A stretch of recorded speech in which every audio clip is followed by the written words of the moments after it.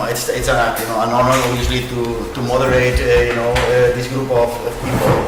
We have 5 distinctive speakers plus a couple of additional guests who can also speak, plus a big audience on streaming that actually is listening to us, right? And the backgrounds, you will introduce yourself briefly, but it's quite an interesting group of people here because we have backgrounds from private sector, from public sector. We have backgrounds, from early stages, startups, scale-ups, maturity companies, NGOs. So we cover a bit broad spectrum of people, and we hope, with this conversation, that you are going to help us, to understand how AI is going to foster, basically, global collaboration and, cross-cultural understanding, right? So that's basically the basis of the conversation. So a bit of context that, of course, we know, but for the people on streaming, in a quite increasingly international, environment in which we are moving on, a much more interconnected world. Obviously, education is core and center, and it's going to play quite a pivotal role in the shaping of the future, right? And because of this interconnectivity, of course, this is going to take, a multiplier effect. What I like to say, right? If we think about the traditional education, meaning without AI, if I may, there has been quite a lot of challenges, right, on how to address the scalability of the model, how to go into new geographies, different cultures, different socio-economical, groups of people, right? And we hope, and I think this group have this hope that AI could be really the true force to make this transformation possible, right? And that's a bit of the content. I also understand a bit from some of you on the previous debates that we have that you're going to talk also a little bit about how AI can personalize not only the content of the education but also the experience and bring this to different geographies, different socioeconomical status, different cultures, and adapt it all, right? Which is also quite unique. So with all that in mind, let's start maybe a bit of first round of knowing who is on the table, who is here today with us, and then we move on to questions. Maybe I can start myself, and then we can maybe do a bit of a round. So I'm Enrique Gonzalez. Many people call me Kiri, so feel free, Enrique or Kiri. I'm senior partner, 20 plus years at McKinsey.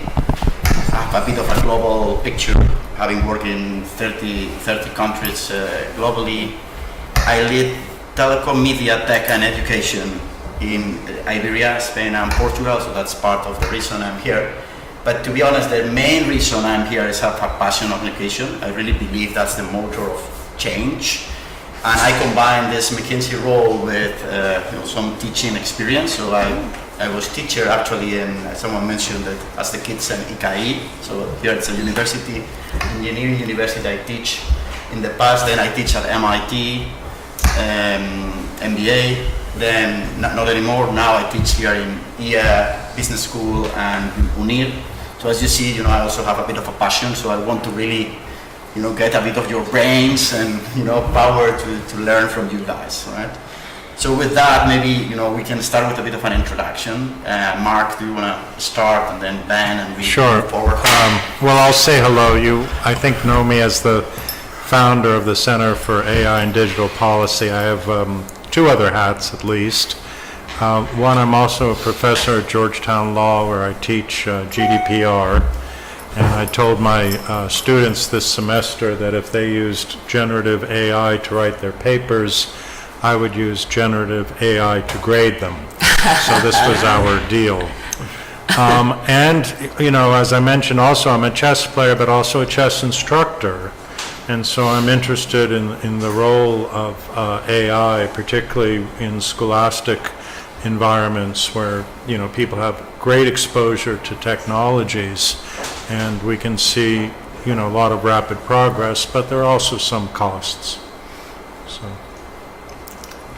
I'm Ben Nelson. I'm the founder of the Minerva Project, which initially built Minerva University and now builds Minerva programs all over the world. We're focused on reforming higher education for a post-AI world. Of course, we assumed the post-AI world would happen in 2013, not in 2023, so we were a little bit early to the game, but that just means that we live in the future. Hi everyone, my name is Zubair. I am the founder of an edtech startup called Z-Notes.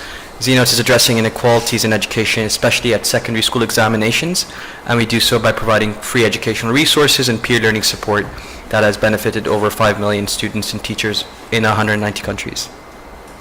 Amazing. Hi, I'm Andrew Ehrenkrantz. I'm here in my board capacity wearing several hats. One, I'm on the Brookings Council on Universal Education. Also, I'm on the advisory board of the International Rescue Committee, so a large humanitarian refugee organization that does education. But more specifically with AI, I'm also board chair of a smaller teen youth refugee nonprofit that's providing a long-term holistic solution that's leveraging cutting-edge ideas like design thinking oriented curriculum, sort of at the intersection of youth education, well-being, and job readiness. And we started with digital literacy, we expanded into entrepreneurship and leadership, and now have 300 hours of deep curriculum, and just recently piloted several modules on AI. Hello, my name is Magdalena Abrier. I am the general manager of a Spanish global foundation called Pro Futuro. It's dedicated to education, to improve education, and to provide quality education in very vulnerable environments in Latin America, Africa, and Asia. We have reached more than 4 million students. We dedicate ourselves to primary schools and teachers, to train teachers on how to acquire pedagogical innovation using technology and how to apply that in the classroom in those unconnected environments using technology. And we have trained more than 1 million teachers. We were founded in 2016, and we are the combination of two big Spanish foundations, Fundación Telefónica and Fundación La Caixa. Fantastic. Wow, so quite impressive what you five are doing, and especially the purpose of what you are doing, right? So fantastic expertise. So let's start maybe with the first question that I think applies to most of you. Maybe Madalena, you can start, and then maybe we open the mics to some of you to jump in, but feel free to open and talk at any point in time. The first one goes directly to the point of how can AI benefit individuals and collective groups of people independent of the economic situation, geographic location, status. How can we make it happen? So from our experience, I mean, the discussion about AI at present is mainstream. Everybody's talking about AI, about technology, about the impact in education, if teachers are going to disappear, if core skills for teachers are going to disappear, and even media and policymakers are asking us to ban children from using technology. And we don't hear very much about the opportunity that is for the most part, for the biggest part of the world that is really vulnerable in this sense. So most of the world is not connected, has not access to all this technology, and in fact, technology is the only door they have to education. So we have to take into consideration to understand how to have all this unconnected population also sharing from the benefits of AI and technology. So in this sense, from this perspective, as a social project, that's what we are, and we take care of these vulnerable environments. We have produced already in 2019 a report together with UNESCO trying to analyze some case studies on how to take profit of data, improving quality and inclusive education in vulnerable environments in the world. What to be considered, and the challenges of those of that research were mainly to make sure that that there is access to data in all countries in the world, that there are policies that take care of the introduction of the development of AI in education in the different countries, that there is ethic and transparency in the use of data, and that teachers are trained in how to be getting power in how to use AI. So all those challenges, they're already, that was produced like before all this generative AI discussion, but I think that they are still on the table. And we have also produced, together with OEI, it's an organization for the Ibero-American states, in 2023, a report about what is the situation of AI in Latin America. And the conclusions of that report were that, in fact, the population, teachers, the education community, they understood that AI was a trending topic, but very far from them. So really not taking part of their day-to-day activity, and that they were very positive about the benefits that AI and data management in education could bring to improve their education systems. I don't know if someone wants to follow, or I can point out someone you prefer. I can jump in. And I want to take a slightly different angle to this. So for the whole of the last couple of hours of today, we've been talking about AI in education as if something we need to build. I will argue that AI is already in education because students are choosing to use AI and technology, whether they're given permission or not. Mark, as you said, your students are going to have access to ChatGPT, and it's their choice of whether they use technology in their learning or not. So in many ways, institutions are actually catching up to what digital natives are already doing. And I want to talk a little bit more about how technology can actually break down barriers, especially when we talk about geographical and cultural barriers. That is very much something that I witnessed in Z-Notes and developing Z-Notes and what it does right now. Our education system considers students as passive consumers, that they need to be given stuff, but do not realize the agency that they can have if we do empower them. So at the heart of what Z-Notes does is we give agency to young people to not just be these passive consumers, but active creators and proponents of the system themselves. With technology, we can train them, we can upskill them, and we can create platforms which allow their work and their knowledge and their understanding to be accessible to students all over the world. And in doing so through Z-Notes we get these high achievers to create learning resources which are available for free to millions of students all over the world. But at the same time, the sense of community that's drawn by these young people who are all fighting this, in our case, this battle against this monster of standardized exams, they create real relationships online. And this peer learning community that we've done through Z-Notes, but there's so many different instances across the internet, shows that young people are more global citizens, and they're globally minded. They're more aware of the social challenges that each other face in different contexts. So I think technology has already played a part, and young people, especially digital natives, have leveraged those experiences. I can give you a very concrete example. And this also shows how I'm getting aged out of young people as well. If you ask a Gen Z right now a question or a topic that you don't really understand, like you're going and traveling to a different city, most of our reactions will be to go to Google, look at TripAdvisor, look at the top 10 best things to do. Guess what a Gen Z will do? They'll go to TikTok, they'll watch 20 Reels or 20 TikToks and tell you like, oh, I figured out that my favorite influencer is going here, here, and here and doing these things. There's so much content, knowledge, and value available across the technological ecosystem. I think the work that Pro Futuro does is very, very important, which is about bridging that digital divide. But at the heart of it, technology is already leveling the playing field. We just need to leverage it and make sure that it's accessible to everyone. So I'll give two anecdotes, one very pessimistic and one somewhat optimistic for perverse reasons.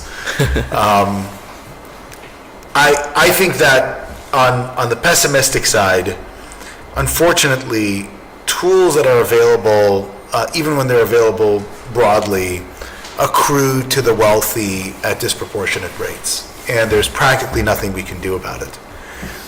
To give you some perspective, in the United States, students take SATs now at varying rates, but they're introducing SATs quite a bit to get into college.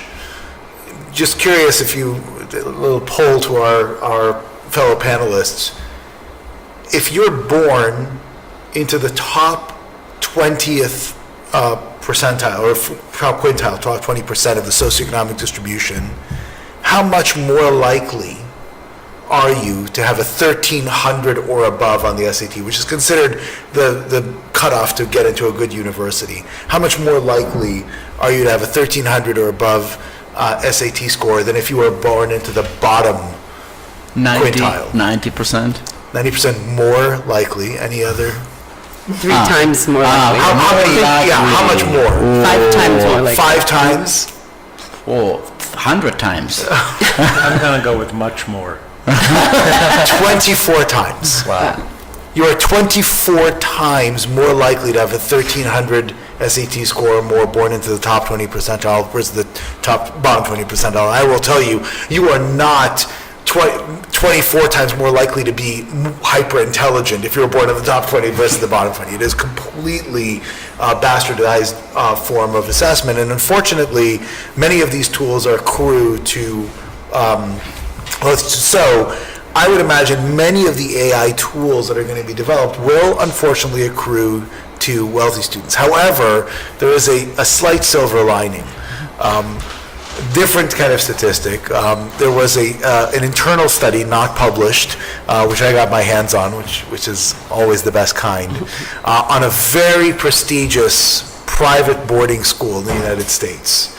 They looked at 40 years worth of data on incoming SSAT scores versus SAT scores. And the beauty of those two things is that you are measured as a percentile of on how you rank on math and English, etc., compared to the rest of the population. So again, this is a very, very prestigious boarding school, spends an enormous amount of money per student on their education. What do you think is the incremental benefit, meaning what is the percentage improvement that a student made going out versus coming in on based on those resources? I'm going with hardly any. The answer is not hardly any, it is zero. Wow. Zero effect. Yeah, pretty close, but it's zero. There's actual zero incremental benefit, absolutely none. Zero. Wow. To one of the fanciest boarding schools, and it's true, of course, of all boarding schools. Now, what does that mean? It means that the current schooling model just simply doesn't work. However, the elite schools, even though all of these apps and things accrue to rich students very quickly, the elite schools are not going to change their model. Poor schools, however, that don't have access to teachers, the teachers actually are delighted to do less and less work, etc., they're going to potentially embrace AI tools to actually give personalized education to their students much faster. So it could be that there will be a perverse element where, because schools are under-resourced in poor neighborhoods, they may actually get dramatically better education because the machine almost certainly teaches better than a human. Okay.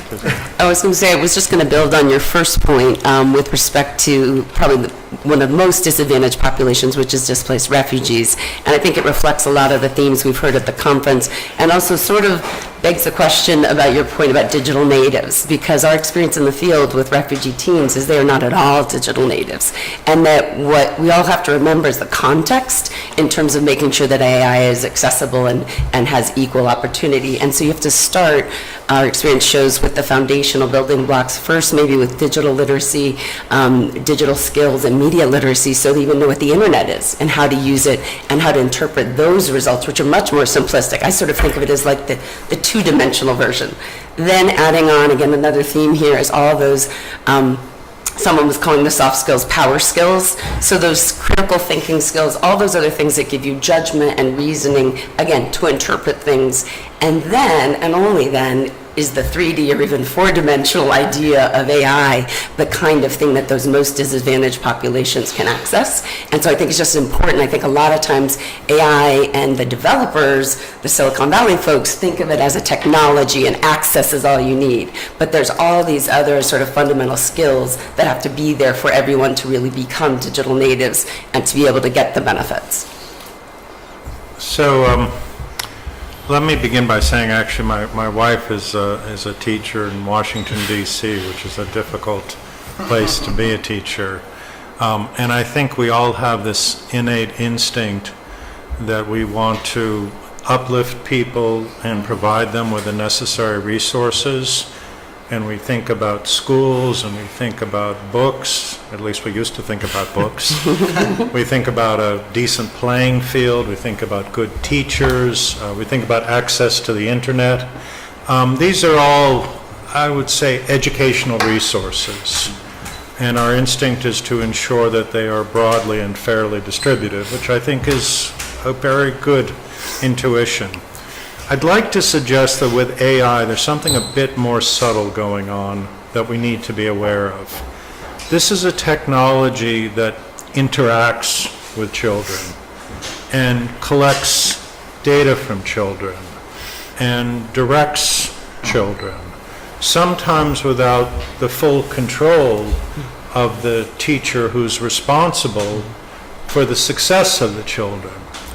And to me, this creates some real challenges, because you see, on the one hand, we begin with this very positive instinct that AI is this fantastic thing and everybody's investing money and countries want to lead and we want to make sure no one is left behind. But I feel that in this same moment, we need to maintain probably the most critical thing that education provides to us, and that's critical thinking, right? What type of data is being taken from our children in these educational environments? Will it be used in the future for employment decisions or insurance decisions? Is the so-called personalized learning, actually proven to provide benefit, or do we have a new form of replicating hierarchy that's simply been encoded in this technology that everyone's so enthusiastic about? And none of this is to say that AI doesn't offer, some great opportunities, but I do think, particularly as leaders in the educational field, you really have a responsibility to critically assess, to do an impact assessment prior to deployment. What do we think will happen? How do we measure success? What are our steps along the way to see if we're on track? Yes. And to constantly engage. And I think if that process is done well, then the outcome can be favorable. But I don't think there's any guarantee that just by sprinkling AI on universities, everyone is going to be richer and happier and live longer. I think that's magical thinking.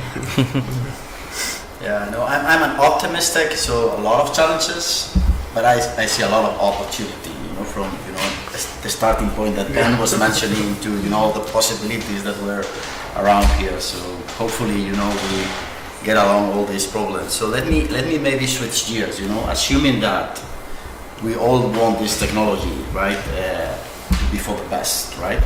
Of course, scaling AI is complex. It's nice to have a starting pilot, it's nice to start initial, but then scaling is when, when getting all the people to use it, et cetera, right? So my question is around, okay, what do you think is the main barrier for the technology to be able to scale across and globalize? And maybe Ben, you can start. I actually think the main barrier to scale, this is a little bit of a controversial perspective, is that certainly in later on in the education sector, in secondary and post-secondary, less so in elementary, the role of educational institutions, so-called educational institutions, is not to educate, it's to certify. And these are not educational institutions. And we know that because the way that they certify their education using the same methodology, assessment, tests. You administer the same test to the same learner a few months after the test date. The learner has forgotten 90 to 95% of what they tested correctly. There's no interest in education whatsoever. There's no incentive to educate. There's no mechanism to educate. And therefore, if you go and you say, hey, here's a tool that'll really help the student educate, and the tool to use AI to do that would mean to increase workload, right? Because AI can write papers very easily, it can do all these things. So in a new reality, whereas you had before a term paper, maybe 2, now you should have 20, right? And everyone should have a quality standard that is significantly higher than what it was before. A lot more work for the student, a lot more work for the teacher and the professor, right? Using of the tool in an effective way, right? To get them ready for a more productive world. No one wants that. Students aren't there to learn. Professors aren't there to teach, certainly not at higher education, right? And in order to actually scale positive impact, you have to get everybody bought in on not only stopping the decline in the amount of time students spend in higher education. Today, students spend less than 2/3 the amount of time they spent in the 1960s on their studies, and they get A's at a rate that is 6 times higher. They've become much more efficient. So much more efficient, even before AI. Much more efficient. Right. And so AI will scale when students will use it to write their papers and professors will use it to grade them, right? But then no one will learn anything. And that is where it will likely scale first, because it enhances the trend that's already been going. If you really want to scale it, you have to actually fix the certification education divide. You have to realign certification in high school and universities to mirror actual education. Mark, I'm sure you have something to say on the optimistic part. I'm trying. I'm going to prompt ChatGPT. Say something optimistic. Actually, I'll tell you a funny story. I have a whole lot of AI stories. Oh my gosh, I'm forgetting the name of the guy who started LinkedIn, quite famous. Reid Hoffman. So Reid Hoffman and I had an interesting exchange, because after ChatGPT came out, he rushed to publish the first book, basically a dialogue between him and ChatGPT. And Reid, by the way, is the ultimate optimist about all technology. And there was in his book a section where he asks the question, what are some of the risks related to the future of AI in education, right? Very appropriate for, this is the reason I'm pulling out the story. And the answer he got from ChatGPT was essentially this. It is possible that educators and universities will not understand the full value of ChatGPT and therefore will fail to fully deploy this wonderful new technology. Now, I'm reading this ChatGPT answer, bragging about how great ChatGPT is, and Reid, being one of the big investors in the field, telling us in his commentary what a brilliant response this was. And I said, this is not right. If you ask me, what are some of the risks, which was the question he posed, I was thinking, I don't know, de-skilling a generation of educators, the loss of printed history, the inability to communicate. I mean, I could come up with half a dozen dystopias pretty quickly. Now I see the colors going from your face. This was not an optimistic answer. This was not. We're getting to the optimism. This is not the answer you were. This is not the answer you were looking for, and I do apologize. But I have to say, in the moment, it's just kind of striking to me, this sort of interaction between ChatGPT's self-assessment, Reid's endorsement, and as I keep saying, the reality to critically think, by the way, in the long term, for businesses and educators, I think is most likely to produce the most successful and the most stable outcomes. Because if we really do understand how the technology provides benefit, and here's where I'm optimistic. I think we have the ability to do that. Then I think we will find the benefits. I think we have to evaluate first. I mean, we are taking for granted that AI in education is going to be a success, and we don't really know for the moment. And when we talk about how to scale all this, we have to think that, in fact, I mean, there is a digital divide, a great digital divide in the world, and they are talking about the States, the USA, which is a different problem. It's not what we experience here, and not what we experience in Africa or in Latin America. So first, we should tackle the digital divide in the world, Right. and then implement AI, generative AI. I think you're talking about all the time, no? Yeah, I think you're mentioning something I hear a lot about. GenAI is going to bring the bottom to the average, and I think that's a bit, you're talking about the top, you're talking about the bottom to the average, right? Which Well, but I think that that's an important, just to maybe interject on that. There's a reason, because in an AI-powered world, the average really doesn't exist anymore, right? You either using AI and producing better than top outcomes today, at least in productivity, or you don't use it and you really are a laggard. And so the imperative to get opportunity for people to go up is going to be pretty dramatic. So AI is going to increase the divide? Dramatically. So I'll try one optimistic thought. I knew it would come about eventually. So in a lot of my teaching in our AI policy clinics and the law schools and everything, it's, about the ability to communicate effectively and to write effectively.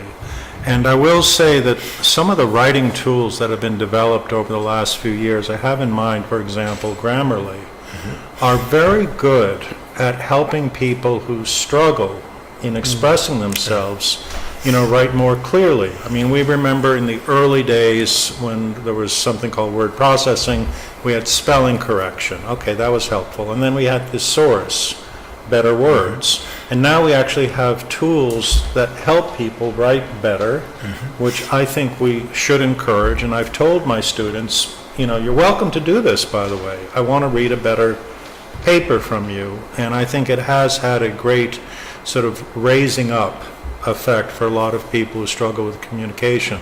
But here, of course, is where we also need to draw the line, because I want the student to do the reasoning.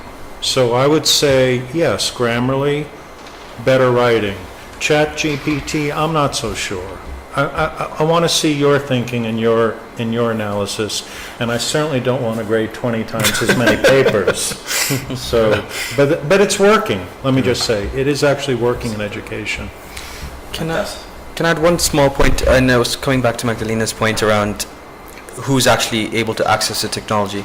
It also makes a big difference in what actually generative AI can prompt, because the representation also applies to data representation, and currently the data representation is of a very specific socioeconomic status, culture, race, within whatever data that's been added at the back end of ChatGPT or other generative AI tools. So alongside access, we also need to make sure that the responses that a generative AI tool will actually represent the person asking it.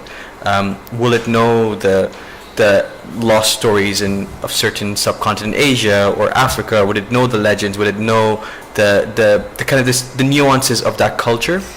And sometimes, and especially right now, you even if you experiment right now with certain kind of geopolitical questions, the responses you get are heavily biased or tilted because of the data that's available. And so I think the data representation is also another big point to make sure that the barriers are not exacerbated. Maybe Madalena, you want to add on this emerging markets topic, right? Of how you can, take out some barriers, thanks to AI.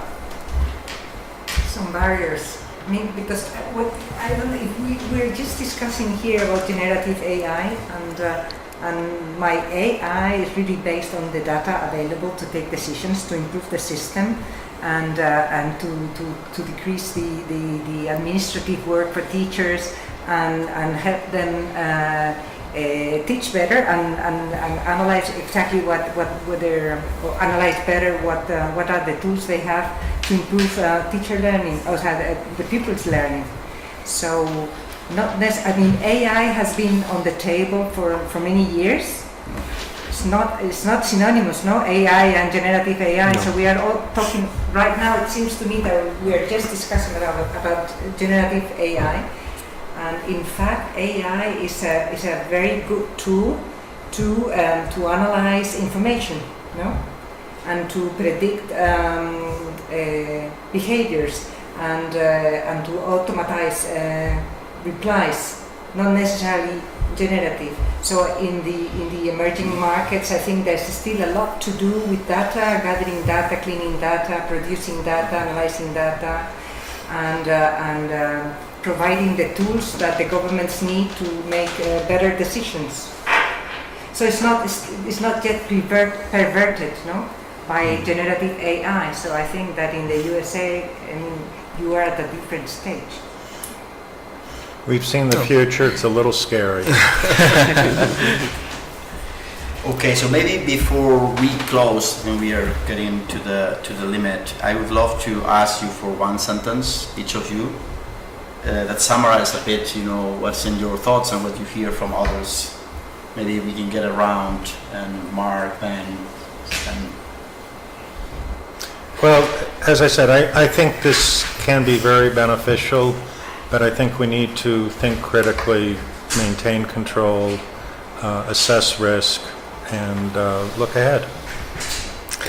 I think an enterprising country, province, state, population somewhere around the world will leapfrog with AI, will reimagine the entire educational system from the ground up, and will launch the economic prospects of their country dramatically upwards. I believe if we can address the access to technology, we can level up the playing field.